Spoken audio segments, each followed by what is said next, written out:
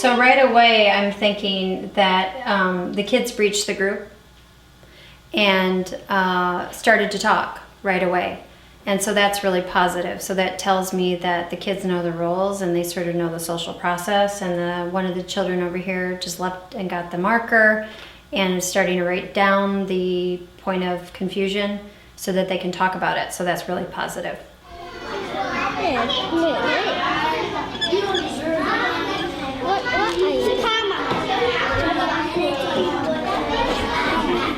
So, I think it's 1979. so you think this says 1979? Wait.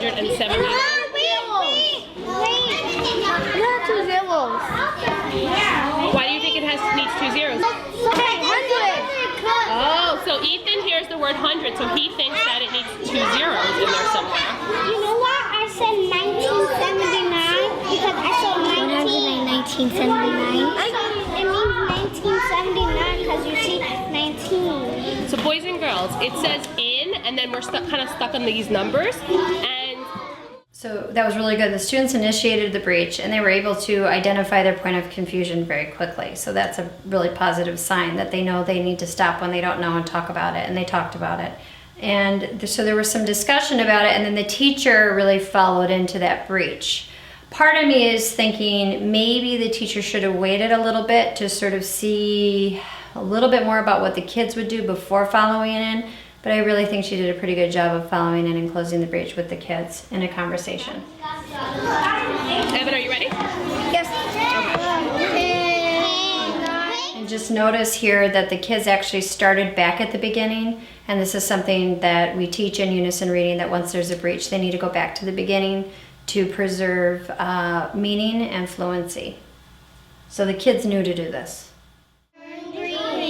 Stop. I'm stopping the group because when we came to these words over here, some of us kind of weren't sure. Now the first thing I think about when she stopped the group, teachers can breach the group, especially when they notice that the kids didn't stop. So it's important that the teacher does stop the group, and because you don't want to let anything go. She said some of us kind of weren't sure, and that was good. And something else she could say to sort of be a little less teacher directed is really state what she heard that identified to her that something was wrong. So she might say, oh wait, stop.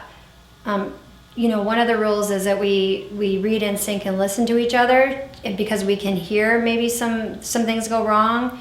Did anybody hear anything funny there? Is everything okay? So she already determined some of us weren't sure, but we really want to get kids to identify that. You think we should look at the globe maybe? Yeah, I will get it.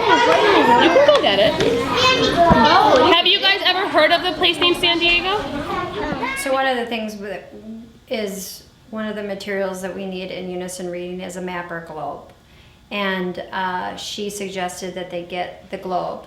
And so you want to make sure that in every classroom there are globes and maps at their fingertips.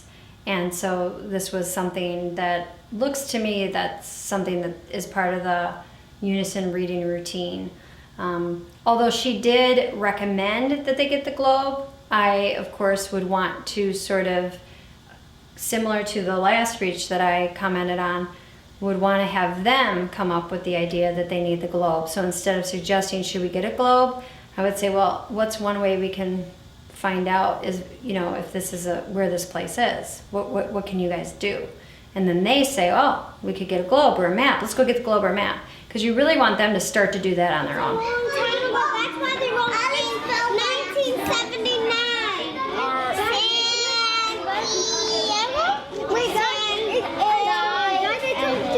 It could say E or A.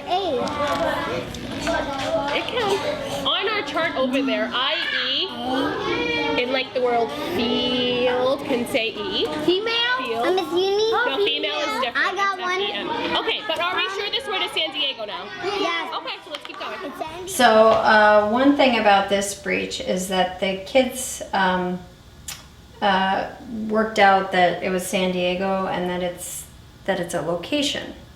But what didn't happen is close of the breach. They pulled the globe out, but I didn't notice that they actually found out where San Diego was. And so in Unison Reading, we always ensure that whenever we identify a geographical location, that the kids, we have a geography lesson right then and there. Where is San Diego? It's a city, it's in a state, it's in our country.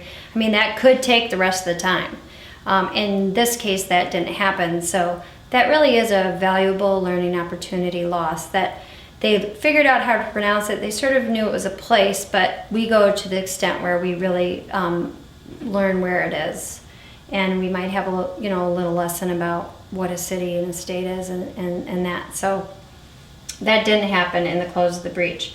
Also, another thing I'm noticing is that the students were, like I said before, really good about stopping the group and starting to talk about it. And like I mentioned before, I think the teachers following in a little too soon. I would let it go, let the conversation go between the kids a little bit more. And when I do follow in, I would scaffold to the point where it's more about the process. So like I said before, like, well, you guys think it's a place, so what happens when we start to think something's a place? What can you do to learn more about that? And then they would say, oh, we should get a globe.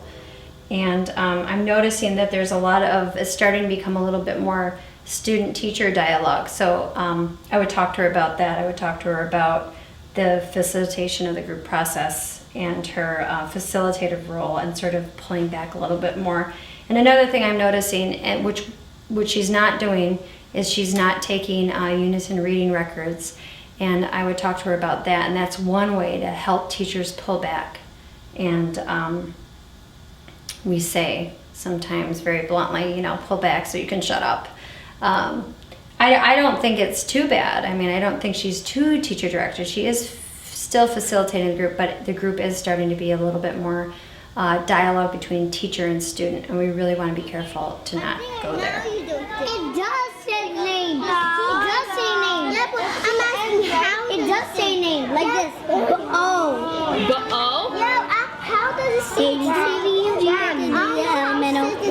Oh. Bonnie? You think it's Bonnie? No, Hold on. not Bonnie. It's Bonnie. All you're working together, so that means it can't be telling the O say its name. Evan, did you hear what he said? He said that the I and the E and this word are working together, but it's not at all helping the O say its name. So if O's not saying its name, then what could O be saying? Himself. And what does O say by itself? Wow. He's right. Look. What does that say? Bone. That's bone, B-O-N. Bon. Knee.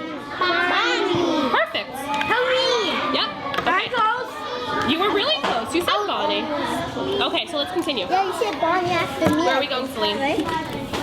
You were like It's me. okay. Okay. Celine, where are we going from? Where are we reading from? People. Okay. Is everybody on people? Oh, yeah. Look. I have those people. Here you go. Okay. Ready? People who saw I don't know where you are. People. People who saw Bonnie the bear could hardly believe their eyes. Wait, you guys. Stop! Oh! Wait, can I read it? I'm the group leader. AE. I wonder what AE says. You're wondering what AE says? Why are you wondering what AE says? Because this is like new AE. I know what it says. Can I say something first? I see AL. I guess wait. I guess that these two might be working together. Like August? It's all? You think AL says all? August is like this AU. August is AU. See? Sorry, I was trying to say EA could say EA is tricky. It could say A. It could say A or E. So let's try the E first. Okay.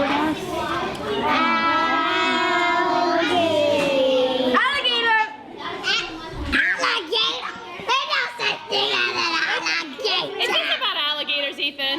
No. Okay, let's try it one more time. Evan. A is silent. A is silent. Trying to figure out what this is. And the A and the E are working together. And Celine said that it can either say A or E. Ethan. Because sometimes it's tricky and sometimes you don't know. The A could be silent too, and the E could be silent too. Hold on a second. We can figure this out. Ready? We almost have it. What do A and L say? All.